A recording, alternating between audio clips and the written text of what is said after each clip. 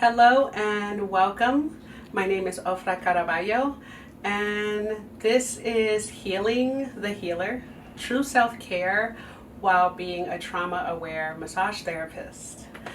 Today I'm going to talk to you a little bit about what trauma is and about what it means to be trauma informed, trauma aware, and some ways that we can take care of ourselves. So, first, what is trauma?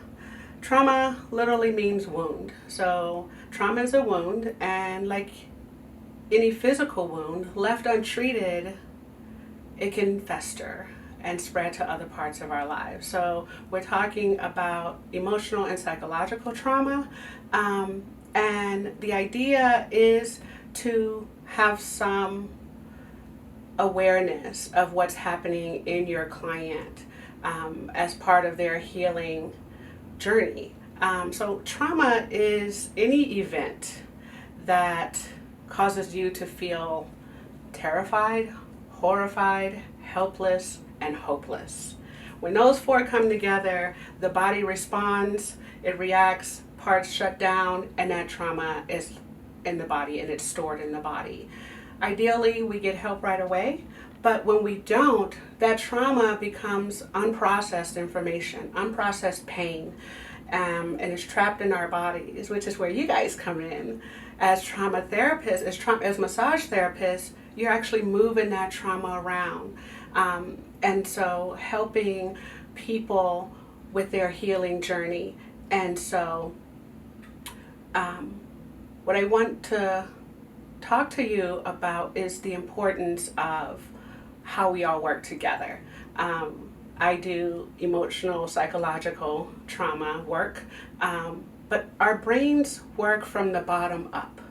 And so the earlier we're traumatized, the more likely it is that we're going to have some long-term effects from trauma. So if we have childhood trauma and it's unresolved, that can leave a mark and it affects how we show up in other relationships. And so it doesn't really matter if the trauma is intentional or accidental. Accidental punches still hurt, right? Accidental gunshots still wound. And so that unprocessed trauma can leave us kind of handicapped or not showing up as our full selves. And so being aware that so often your clients may have this trauma that they don't even really remember. How did this happen? I just know I'm having stomach aches or back aches or headaches. And so that trapped pain can show up in different ways in their lives, and they're showing up in these physiological forms. And I'm sure you've noticed this, that maybe you're massaging a person and they start crying and maybe they're not sure why, but there's a good chance you've just tapped into some unprocessed trauma and pain. Another important thing to know about trauma is there's no expiration date, right? So if the trauma isn't resolved, it sits there and waits to be healed. And so I'm sure you've seen evidence of this when you're working with someone and you tap into this pain and you're like, oh my God, I didn't think about that. That happened when I was 5, or that happened when I was 14, that there's no expiration date. If it's unhealed, it's unhealed and it sits in the body and waits to be addressed. Another thing that's important to understand about trauma is subjective, right? So it doesn't matter who you are or where you are. If you're a human being and you care about something, there's a good chance you can be traumatized, right? Trauma is about the loss of something important. And so not all rape victims are going to feel the same kind of pain. Not all robbery victims are going to feel the same kind of pain, but it's based on who they are and where they are, how that trauma is affecting them, how they're experiencing a certain piece of information, a certain event. So there's no expiration date. It's subjective, and left unhealed, it sits and waits for you. And so that's a little bit about what trauma is. Now, being a trauma-aware massage therapist is about understanding that emotional and psychological trauma is activated. When you're working with these clients, that information is now activated. You've now dislodged information. You've now dislodged this pain.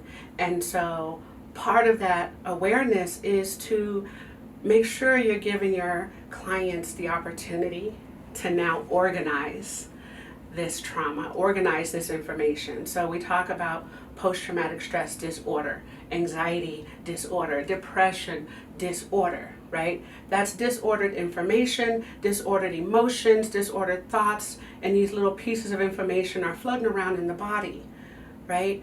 And when you do massage, you tap into the sources of these stimuli, right? And so when that happens, you want to invite your clients to process this, right? So it's kind of like you've just gone to someone's house and you're going to help them organize this garage. It's been packed with all kinds of old boxes and old information and old bicycles and skateboards, and maybe there's a lawnmower back there, right? So as a massage therapist, you say, you know what, I'm going to help you see what's in here, see what we can move around. And what you've done is you've kind of pulled this stuff off the shelves, pulled this stuff into the middle of this space, and now you have all this information here, and now the client needs to make decisions with this information. Now that we've unpacked it, unstored it, the client needs to make decisions about this information. So journaling can help them organize this information, right? Yoga can help them organize this information. Dancing, something that gets them moving, gets them organizing it. They can identify what's going on and put it in order. Otherwise, you run the risk of a client flooding out, right? That they're so emotionally overwhelmed by this dislodging, this activation of this locked up trauma, that they don't really know what's going on, right? And so part of that healing is now organizing this disorder that we've just dislodged and we've just activated. So some ways to do that, like I was saying, is dance, yoga, identifying, if they can, where that came from, or just writing about their experience. You also want to maybe invite them to talk to their talk therapist to help them organize that. I work with a lot of trauma survivors who have gone to acupuncture, who've gone for massage and a chiropractor, and on one hand they're feeling really good, but then they're like, but now I feel like full, and they can't really explain what they're feeling, right? And so through talk therapy, we are able to identify where it is, what it feels like, what it's associated with. Is it associated with depression? Is it associated with anxiety? Are there memories associated with this new stimuli? Are there images that's going with this information that's been dislodged? So as a trauma-aware massage therapist, I want you to be mindful that as you're activating these different trapped pockets of pain, that you are also inviting your clients to now organize this new information so that they're not flooded out. And now we're going to talk a little bit about you taking care of you. So self-care, and what does that look like, and why is that important, right? This is about giving yourself permission to offer yourself the time and the care and the healing that you so easily give to other people, right? It's so easy to give a massage, give your time to other people, and a lot of times in the healing profession we neglect to give ourselves that. So it's important that we're taking care of ourselves, because taking care of ourselves really is taking care of the people we care about. So I have some ideas and some ways that you might want to do that. So first, set and maintain healthy boundaries, right? Then only answer your phone during business hours. No exceptions. That's what answering machines are for. If you don't have two phones, get two phones. One phone for your personal life, one phone for your business. And what this does is it actually sets a psychological boundary, an emotional boundary, so that when the phone rings, you are in business mind or you are in personal mind. That you don't want to get those lines crossed. You want to show up intentionally for who needs you at that time. Another one, have a dedicated workspace. You don't want to have work in the living room, in the dining room, in your bedroom, in the office, that everything is everywhere. You want clear, intentional space dedicated to your work, right? You don't want to have a massage table in your dining area. You don't want to have your charts in your TV room. So, very clear working space. And then make yourself a priority. You have a calendar for everything and everyone else, right? You know when little Johnny needs to go to his sports game, when Josephine needs to go to her ballet classes, you know when the husband needs to go to his doctor's appointments, you know when all of your clients need to be seen. So put yourself on the calendar. And then keep the appointments with yourself. Now this may be hard because we're such givers, right? So if you put yourself on the calendar 20 minutes 3 times a week, that allows you 20 minutes 3 times a week to just breathe, to rejuvenate, to fill yourself up, right? You can't give someone a ride to Denver if you have your gas light already on, right? You want to make sure your tank is full before you're offering rides to other people. You want to make sure your brakes are maintained, your oil is changed, you're taking care of yourself, that you are eating properly. When was the last time you had a healthy meal, right? A good night's sleep. So putting yourself on your calendar and honoring that appointment. And with that time, you can just have coffee or have tea or take a walk or do yoga or read something that's nice and relaxing. The point is that you're taking this time for yourself, and this is time that has nothing to do with work. So I'm not saying take this time and fill your calendar with other things or take this time and do paperwork. No, this time is yours. That if you're not holding yourself special and sacred, you can't expect anyone else to, right? And so, self-care. Why is this important? Why are boundaries so important? Boundaries are important because trauma is a violation.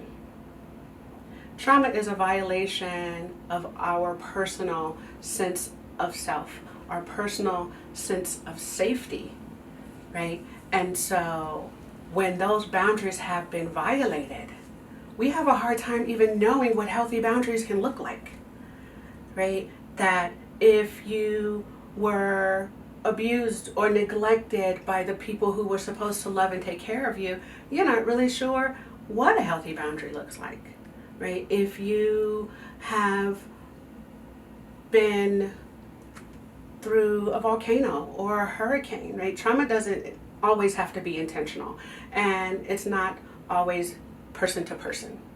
So trauma can be a natural disaster, but the point is it's an event that violates your sense of safety, your sense of place and space in the world.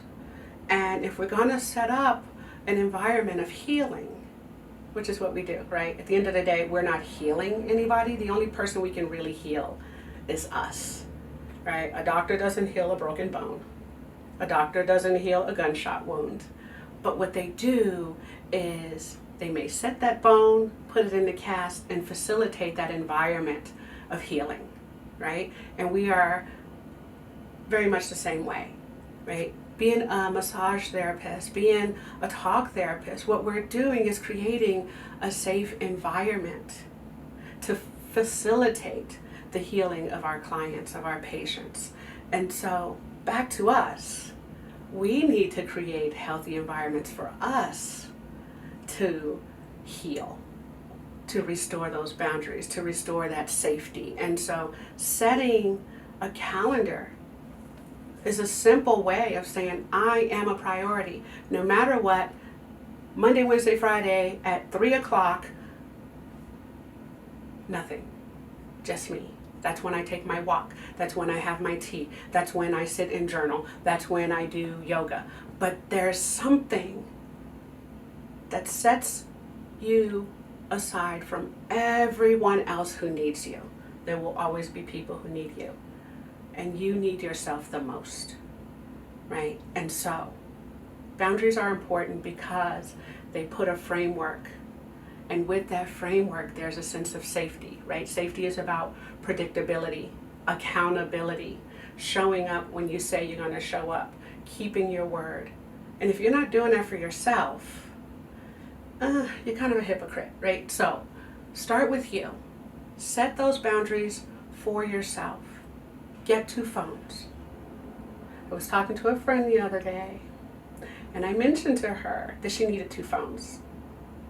And we talked about affordability, and I'm saying, well, boundaries, because, well, that's what I do, right? And I said, well, maybe you're not ready to have your own business if you can't set those boundaries. And she's like, oh, mean. Maybe it is. And guess what? Sometimes tough love is important. And I'm not sorry, because we need you. We need good healers. And good healers are healers who are doing the work to heal themselves. And when you heal yourself, that comes up and out, and it spills over into your work. It spills over into your families. That when you are with your family, they know that nothing's more important than them at that time. You're not answering your business phone at dinner time, right? I carry 2 phones. I have my business phone, and when it rings, I shift into business mode, right? And I'm answering from that business space. And I have my personal phone, and when that goes off, I know that if it's going off during business hours, it must be my children, right? It must be a family member in need of my time and my support. Sometimes they forget because our schedules aren't that typical 9 to 5, but still, it's up to us to hold that boundary, to hold that line, right? So, getting that second line is a physical, psychological, and an emotional boundary. It's a shift, right? And this is also important because if you're everywhere partially, then you're never really anywhere fully, right? And so your clients aren't getting your full attention. Your partner isn't getting your full attention. Your kids aren't getting your full attention. It is very important that you are showing up authentically, right? That you are showing up as your whole self. And that starts with intentionally being where you need to be. Intentionally taking care of yourself. And you're kind of modeling. You end up modeling for your clients what that self-care looks like. I've had clients call my business phone at 3 in the morning. I've had clients text me at 1, 2 in the morning. I don't answer it. I don't even have the phone. But if I did, and it was my personal phone, what does that say about my self-respect, about my professionalism, right? Caring for yourself is an extension of the work. Caring for yourself is caring for your clients. So modeling for them and living authentically. And I am so grateful to be here and share this day with you. I hope you're enjoying the rest of the conference. Thank you so much for your time, and I look forward to your questions. Have a great day.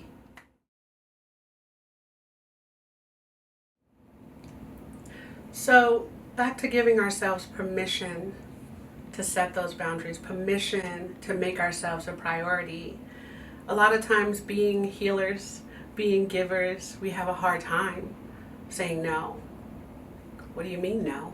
You're a healer, you're a massage therapist, you're a therapist. What do you mean no? And what's important to remember is we're not really saying no, we're saying yes. And that yes is to ourselves, right? Yes to health. Yes to healing. Yes to being the absolute best therapist you can be, right? And you do that by creating those healthy boundaries. And so when you have those clients who are like, I absolutely need you right now, I am in so much pain. And they were in pain before they met you, right? And while you have this soft spot and you have this desire to help, you want to say, this is my soonest appointment. This is my next available appointment. Here is someone I trust to take care of you. And that, what that does is it strengthens your authenticity. It strengthens your authenticity when you can show up fully, that you're not betraying yourself for this person. You're not betraying your family for this person, that you are holding this space of authentic healing, that I'm not the right person for you at this moment. I can be this right person for you Monday morning, right? I can be the best therapist for you Tuesday at 2. I can be the absolute best therapist for you Friday at noon. But right now, my schedule doesn't allow for it. In the meantime, here's something you can do, here's something you can do, here's something you can do. So it's not just a no, right? It's giving the client options. It's setting that healthy boundary. It's saying yes to you. It's saying yes to your family. If you have a date with your partner and someone comes up and they're saying, I need you right now, I really appreciate that. And here are some options for you. This is when I'm available, right? And so the yes to yourself is very powerful. And again, that spills over into all of the other things you really care about, because it allows you to show up authentically.